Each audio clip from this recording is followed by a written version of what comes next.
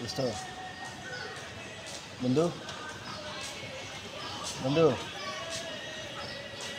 এই রাহেন স্যার আসতেছে দোস্ত এদিকে আয়।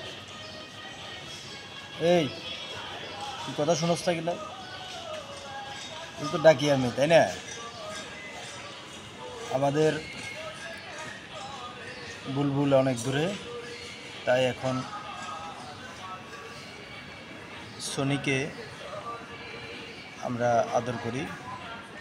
এই সোনি এদিকে দেখ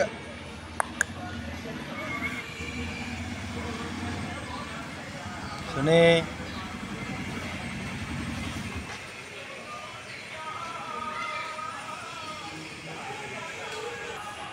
এই যে তোর জন্য কি আনবো বল।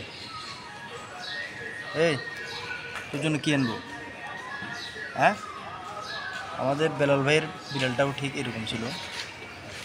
বেলাল হোসেন সিলেট আমরা যখন গিয়েছিলাম তার এই বিড়ালটা আর কি এরকমই দোস্ত আপনার তোর জন্য আজকে কিছু নিয়ে আসবো যা। এই